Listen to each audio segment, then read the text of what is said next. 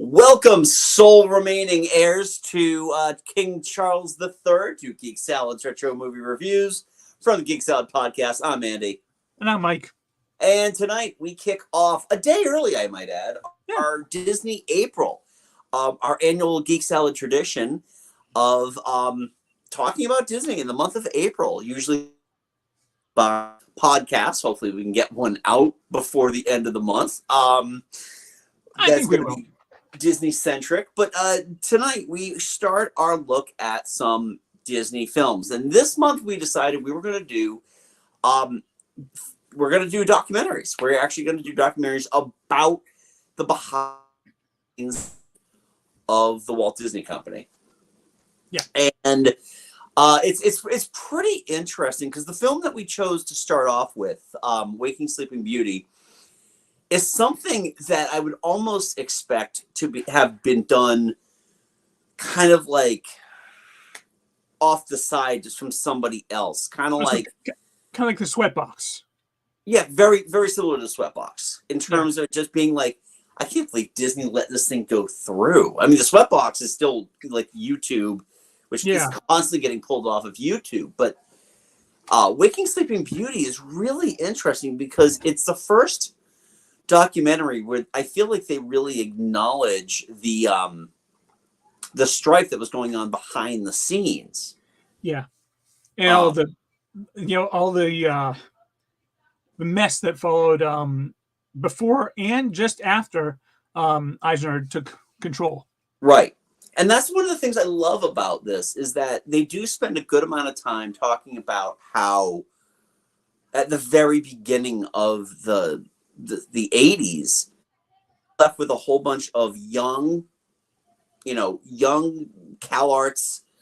animators who had found their dream jobs at Disney, but they were completely unaware whether or not they were actually going to have jobs because, let's face it, the 70s. We did a count on this before. I think that in the 1970s they released 4 movies. Yeah, which is, for Disney, that is amazing. Yeah. And not in a good way. No, not in a good way. One of those movies, The Rescuers, which was released in 1977, took the entire decade to finish. So it's one of those things where they were down, and then with the exodus of Don Bluth and a whole number of their animators, that was just, they were there while they were down. Yeah. So now this documentary goes from 1984 and 1994. It is directed and narrated by Don Hahn. Don Hahn. Yeah, who was an animator for Disney back then. And I even got a book. I at like D23 like 4 or 5, maybe 6 years ago. Mm-hmm. I actually went to a panel that he led about a book that he was making. Oh, neat. Yeah. Neat. I find this entire documentary really interesting, mainly because, again, it covers a lot of the behind the scene politics and how they had the first outsiders coming in on the studio, and how just how that dynamic worked. And yeah, I mean, the main thing I learned from this documentary is just how important Frank Wells was to Disney. Yeah. I mean, without Frank Wells, Disney might have gone down the tubes. Yeah, exactly. And I think because Frank Wells he was a calming presence within all of these volatile hotheads. I mean, Michael Eisner left to his own devices. Jeffrey Katzenberg left to his own devices. Even Roy E. Disney. Oh my God. The funny thing is, I remember like back in the late, the late 90s, early 2000s, they would bring Roy out their prestige DVDs. He is all over Asia DVDs. Yeah. I mean, yeah, he's Roy. He's he's Walt's nephew, he's Roy's son, Yeah. and he was pretty much the kind of like the legacy flag bearer almost. Yeah. And he had his own, he definitely had his own opinions about how things were going to be running, which is difficult because, again, when you're dealing with someone like a Michael Eisner, who was working, originally from Paramount, yeah, and had already seen a lot of success that way, it's Eisner very much wanted to be the next Walt Disney. I remember growing up watching those, the Sunday night Disney movies, and every single one he would be there front and center, introducing the thing and doing a fun little sketch with various characters like Mickey and Donald, whatever. He wanted to be the face of Disney, which I'm sure did not sit well with Katzenberg. No, well, the thing is that with Katzenberg always wanted to be in that spot. He always wanted to be in the spot that Eisner was in. And then after Frank Wells does, he's like, okay, well, now it's my turn, right? Yeah, it's my turn to do like, hold on a bit. Yeah. What I find interesting too is that there are a lot of the backstage officials, the Eisner, Katzenberg, Peter Schneider, these people that were really, they came across as like, hey, we're all one big family here, and they just would go off on their animators. And it definitely feels like during this time, and they mentioned this in the documentary, that the animation just isn't a priority anymore, especially after the Black Cauldron. Oh yeah, hell, they shut down. They tell all of the animators get out of the place that they've been working in since the 30s. Yeah, and go to a place over in Glendale. This is going to live action movies now. Right, and that was a kick in the pits. It's also interesting too, just how much stings that the Black Cauldron was beat at the box office by the Care Bears movie. Yeah.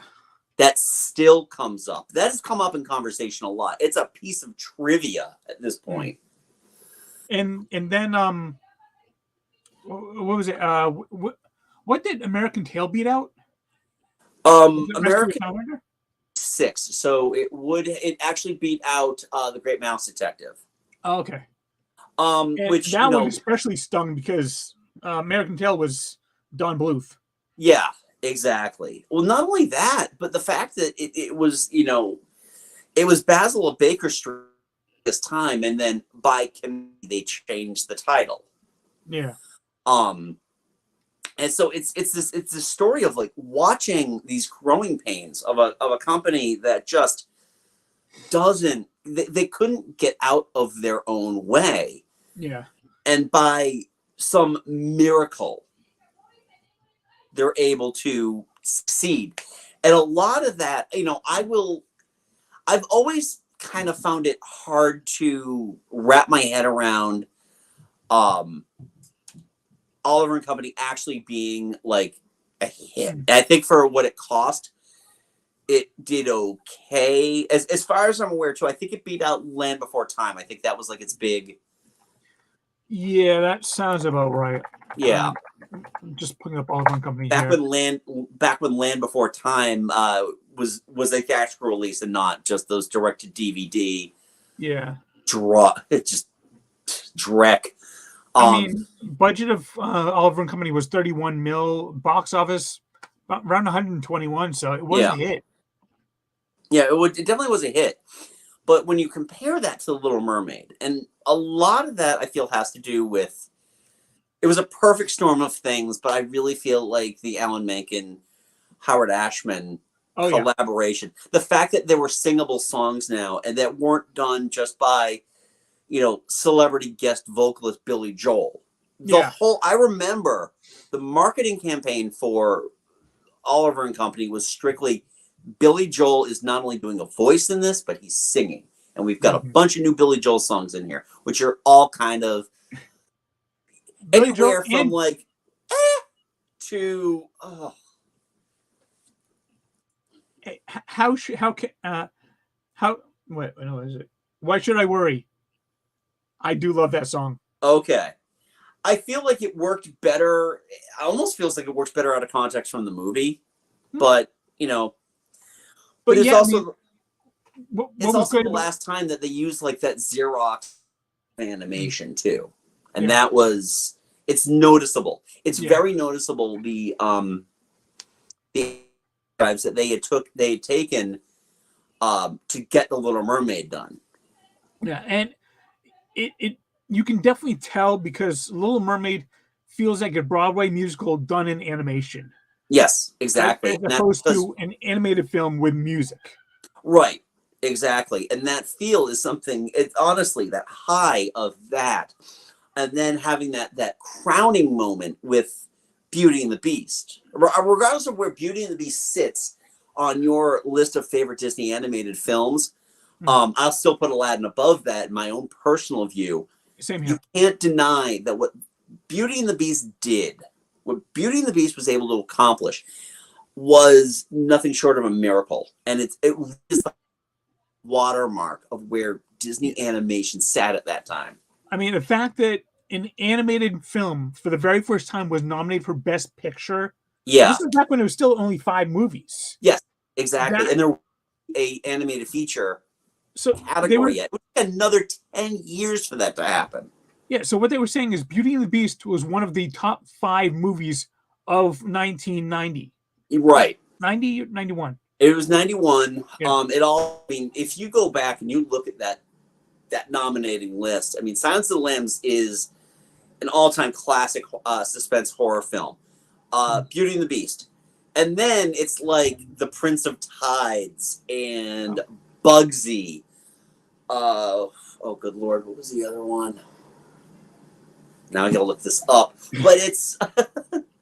And it's also, you also can't overstate the importance of Who Framed Roger Rabbit. That's very true. So I kind of feel like the whole story of Waking Sleeping Beauty is that it's this push back to relevance. And it happened in bits and pieces. Now, something like Roger Rabbit is a joint collaboration. It's Amblin Entertainment and Touchstone Pictures. Right. It's not technically a Walt Disney animated film. Yeah. I do love the story though that they say like that Katzenberg brought everyone in. It's like we are not spending one more dime on this movie. Yeah. And then he had them all fly on the Concords and private helicopters back to LA. It's like it cost them like several $1,000s just to fly everybody there. Tell them we're not spending any more money and thousands more dollars to get back to London to work back on the movie. Yeah, it was. It's insane the whole story about. But it's just an interesting thing, and if you think about it, if you track when Frank Wells dies. 94. Easter weekend of 1994, right prior to the release of Lion King, you can see that's when the gap began. That's when it just started to fall off. And now, again, I love Hercules, I love Mulan, but these are minor league films compared to stuff like The Lion King. Yeah. Compared to Aladdin, compared to Beauty and the Beast. I mean, Lion King, for the very first time, an animated movie pulled in, what was it? What they say, $750 million? Yeah. Oh, by the way, the fifth film nominated was JFK, a film I loved a lot then, and I'm embarrassed to say I liked back then. So, I still don't mind it. Yeah, it's okay. It's got a lot of issues. Let's just put it that way. Yeah. As long as you can look at it for what it is, it's a fun movie. Anyway, back to Waking Sleeping Beauty. It's a really interesting pullback because one of my reading obsessions is I love reading about this kind of thing. I love reading about how the executives butted heads. There's a great book called Disney War. Oh, I've heard of that one. It's very good. I got it from the library a few years ago, and essentially it's from when Eisner in 1984 until they are like, we need to get rid of him. Yeah, honestly, it's really like, again, you cannot overstate how important Frank Wells was, because as soon as he dies, the wheels just completely start coming off. And at that point, I believe it just feels like Eisner became more of like a supervillain. Yeah, I mean, first he pushes Katzenberg completely out. Yeah, and that had a negative effect as well, because he goes to form DreamWorks. What does DreamWorks Animation start doing? Directly competing, and in a lot of cases, beating Disney. Now, again, you can argue the quality of DreamWorks Animation, especially that early animation, because, you know, I have a difficult time going back to watch Shrek now, but back then, oh man, that movie was great. The first one was great, yeah. I think this kind of declining quality after that. The second one was actually, I thought was really, really good. But yeah, but I mean, that's the whole joke about DreamWorks Animation now. It's all, okay, can the main character raise an eyebrow on a poster, and there's your movie. But that's part of the thing, is that you know, Eisner let Katzenberg go. And it's not to say that Katzenberg just looks like the kind of guy who loses it at like the merest instance of inconvenience. You know, he's probably the kind of guy who, like, if his Diet Coke isn't delivered to him in a glass at a certain temperature, he fucking flips out. Well, one thing I thought of while watching it is that they do have that like audio from Michael Eisner, like right around when like Katzenberg left in the documentary. They have the audio from Eisner, who said, you know, if he just been patient, waited around for a little bit, the job would have been his. Do you believe him? No, God, no, not one bit. I agree. Yeah, there's no way Eisner was letting him have that job. That is exactly the type of corporate speak that somebody has when they have no intention of doing something, but they still feel betrayed by it. Yeah. You know, it's that bitterness that, you know, how dare he leave me? We need him. I'm not going to help him out in any way, shape, or form, but we needed Jeffrey. Yeah. And then not only that, Eisner, right about that same time, had like a triple bypass heart surgery. Yeah, a quadruple. So he's not in any great shape. Suddenly, he's no longer got his film executive or his vice president. His president of Walt Disney Company. Yeah. And then, you know, yeah, it's not covered in the documentary, but shortly after that, they had Euro Disneyland, which. Yeah, and that's the thing they don't tend to broach a lot on, are the parks, because I feel like the American parks at that point were like in a standstill. Yeah, I mean, Epcot was doing okay, but it wasn't like blowing people away. Right. Well, they bring that up very early on in the documentary. I think like when Eisner comes in about how much money Epcot was losing back when it was Epcot Center. Yeah. Well, and that's the thing too, and we've had conversations about this both here and offline, that Epcot was a work in progress. That just it when it eventually found its voice, you could argue it might be the best park on property. Well, you know, it's yours and my favorites. Yeah, actually, I still like. I will always have a soft spot for the Magic Kingdom. I don't know if I can pick a favorite. It just is. Kingdom. That's all I'm going to say. I have a soft spot for Magic Kingdom too, but I still prefer Epcot. Right. Epcot I can drink. Yeah. A lot. Why not, right? I just, there's just so much about this that I feel like if they had the wherewithal. Now, this movie on IMDb is credited as 2009 having been released. However, Disney Plus says it's 2010. I put in 2009 because that's what it says on Wikipedia as well. That's probably the more accurate of the two, and it was right. Oh, okay. I thank you, Wikipedia. It was first shown at the Telluride Film Festival in September 6th, 2009. Okay. General release was March 26th, 2010. You keep the 2009. I don't think anyone's going to quibble with you. Yeah. But it's interesting because I feel like I wanted to see more of this. I want to see another one of these. Now, again, I don't feel like the Waking Sleeping Beauty title really fits because it's the title in and of itself is just we need to emerge from what Walt had created. This is the first era of we need to move beyond the what would Walt want. And I feel that way now, but like getting into discussions about the parks. It's like, would have wanted this? Walt honestly thought people were going to live at Epcot. So it's not like Walt didn't like. If I had tried to get a job at Disneyland looking like I do now, Walt wouldn't not have hired me. Right, exactly. So there's that. But I would like to see something similar to this. And we know that that Disney is capable of making really good modern day documentaries because they did it with the Imagineer story, which is still my favorite documentary series on Disney Plus. Absolutely.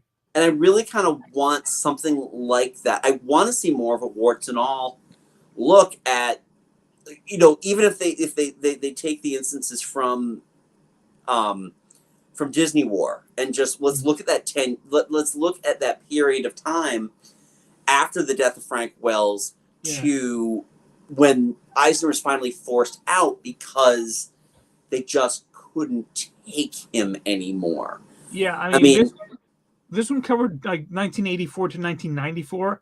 Yeah, I would love to see like a Waking Sleeping Beauty Part 2 where they cover like maybe 94 to 2009, which was when Tangled came out. Yeah, because that's really what kicked off the modern era. Right. Was Eisner still part of that though? Because I know I seem to remember Eisner's last big success was Pirates of the Caribbean. Looking here, Eisner left the Disney company.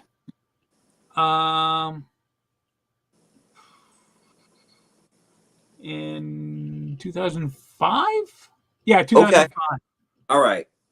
So even if they just covered that, and then because I think also, and I know we had conversations about this before about like, you can find tons of like behind the scenes stuff on YouTube. I want to see something that actually could be released in the theater. I don't want it to just be some vlogger who's talking about, and nothing against vloggers because technically we are too, but just something. I honestly, between that 10 years of Eisner flying solo, no Katzenberg, no Frank Wells, just it's the Eisner company. Yeah. And then we move in to the Iger Chapek thing and really dig into that. So, I mean, essentially an Iger to Chapek to Iger documentary, which I know, again, you can find this stuff on YouTube.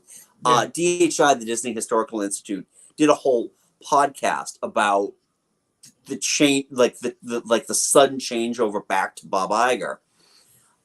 By the way, I don't know if you've read Bob Iger's book. I think I've got the audiobook of it. Okay, it's maybe it's better, but it really just reads to me more as a kind of like inspirational business manual. Yeah. And it's probably the kind of thing that they give the executives at Disney to read. Like, here, read this, you might learn something. But I would like to see more of that. I felt like it took a lot of balls to get this released and to kind of get it released from your parent company that you are saying everything is not great with. Yeah. I think that's very admirable, but I think it's 14 years later, and I kind of want more of this. I want to see. I would love to see Don Hahn do something, and I understand part of that is because he was there. He was able to film a lot of this stuff, and now you just be dealing with talking heads. Yeah. Yeah, I mean, Don Hahn was Oh, he was at Disney all the way back in like the late 70s. He was the assistant director of Fox and the Hound. Yeah. I did not know that. He was production assistant on Mickey's Christmas Carol, production manager of Black Cauldron. Yeah, so he was really in deep with that, which is why he had such great access. Yeah, exactly. And I think that adds to it too, especially, watching the animators cool their heels and watching Clement and Musker. Yeah. Kind of their big, they make their big rise. And I find it interesting too, the whole thing, which isn't really brought up about, I think it was like kind of alluded to, but the whole reason why they did the Little Mermaid is because they wanted to do Treasure Planet. Yeah, they never even mentioned Treasure Planet. Right. Well, of course they didn't, because it happened, 8 years after this movie story ends. But yeah, that was the whole thing. Musker and Clements really wanted to make Treasure Planet so badly, but they had to, quote unquote, suffer through having to make The Little Mermaid, and then make Aladdin, and then make Hercules, and then they could finally go off and make their big stupid space Treasure Island thing. I really have nothing against Treasure Planet. It's just kind of like, never seen it actually. It's inoffensive. It's just like, I kind of rank it with Atlantis as being just those movies that, yeah, they came out. They're not as bad as Home on the Range, but what is though, really? But they ain't, But when you're talking that late era, early 2000s Disney, it's still not the Emperor's New Groove. Yeah, which is still a chef's kiss movie. I do love the fact that Clements and Musker did come back from Moana. Yes, which was it's top 3 Disney animated for me. Top 3. It's. I would have to think about it. If it's not top 3, it's probably top 5. Yeah. And I feel like I want more. Now, if you were watching us talking about this and you have not seen Waking Sleeping Beauty, it is on Netflix, not Netflix, it's on Disney Plus. Oops. Yeah. It's less than an hour and a half long, and it really, I feel, really encapsulates Disney at that time. So if you find Disney history interesting, like I do, I can't get enough of this. I've got a few extra, you too. I get a few extra books I'm waiting to borrow when I go on vacation from the library, just so I've got some stuff to read, which is all Disney based and Disney adjacent. Well, just look at what this guy gave me for my birthday. No, for Christmas. Oh yes, how is that, by the way? I don't think I asked you. The Thinking Man's Guide to Epcot. Yeah, it's really good. The only thing weird is that it talks about a lot of things that don't exist anymore. It opens with Ellen's energy adventure. Yeah, no, that's the same thing with the Thinking Man's Guide to the Magic Kingdom. Yeah. Oh yeah.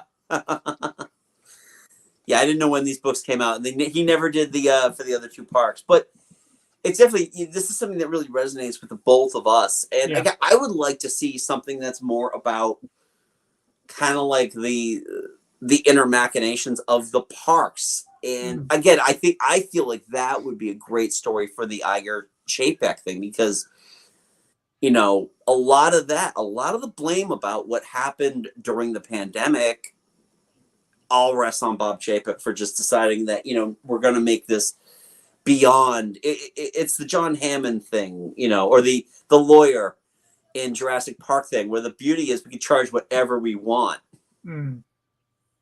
But fine, we'll have a coupon day.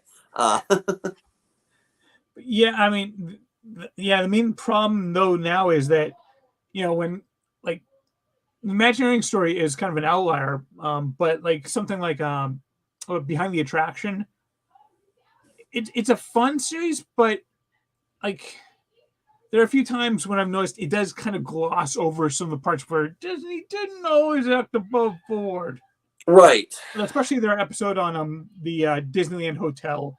They're like, oh, and he wheeled it to the Disney. No, he didn't. Yeah. Michael Eisner just ripped that thing right from out of there. Right, exactly. So, yeah, I this is something I would like to see more of. But Other than that, I think just topically, I don't think I've got much more to discuss about this documentary, only that you need to see this. This might, in just terms of single episode documentaries about the Walt Disney Company, I think this might be the best one. Single serving, not these amazing docu-series that are on Disney Plus right now. Yeah, I think both of us would probably still rank the Imagineering story as a little bit higher than this. Oh, absolutely. As a single documentary, this is one of the best about Disney's. Yeah. But there are some really interesting ones to come as a preview for this coming month. Mike, do you want to tell our good folks here what next week's offering is going to be? Well, and what do you find on YouTube, by the way? Yes, we had four documentaries all set up. And then we decided to go 1 week early. So like, oh, okay, so we need something quick. So I was like, you know what? Walt himself did an episode of The Wonderful World of Color in 1965 for the 10th anniversary of Disneyland, where he was showing a lot of the behind the scenes of some of the new attractions about coming up. And the full thing is on YouTube. It's like 45 minutes long, and we were like, you know what? Why not? Let's go right to Walt himself and see what he can give us. Yeah, absolutely. I think it's gonna be a fun time. I have not watched it yet, so the other three documentaries I have seen, like the other two, and this one I had seen prior. This one I haven't seen, so I'm looking forward to that. So I watched about half of it. Okay. I'll be watching it this week. And it's on YouTube, so I can actually watch it anywhere, which is kind of cool. Yeah. So, So, we want to know now, what are your thoughts on Waking Sleeping Beauty? Is this one that you have watched? If not, go watch it and let us know your thoughts in the comments. Leave that polite comment below. If this is your first time, welcome. We do this every week. And because Mike and I are such huge Disney fans. Hold on a second. I got to go grab my buddy here. Actually, I got my 2 stuffed buddies right here. I got this right when they did it. Then they closed out the wishes, and it's even right there. Very nice. Back when I was actually a pass holder. Nice. Well, I got my Oswald and my Baloo. Yay! So we are huge Disney fans. So we definitely talk with a passion about this. But we do other things too. We just did a whole list of Academy Award Best Picture winners. So you can check out our full archive here. But, you only get the new stuff if you subscribe. So click on that subscribe button. Give this video a big like, thumbs up, because that helps push us up in the algorithms. Also, Mike and I host a little podcast called Geek Salad. You can check that out wherever you get your podcasts. Stitcher, Spotify, iTunes, Google Podcasts. We are there.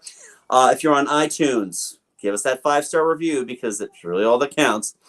If you want to hear more of our musings, you can feel free to follow us on the social medias, Facebook at Geek Salad Podcast, and at Geek Salad Radio on Twitter, Hive, and Mastodon. I don't know what happens tomorrow, but chances are I don't think I'm going to be exercising Mastodon or Hive, but if I do, that's where I'll be. Blue checks go into effect tomorrow.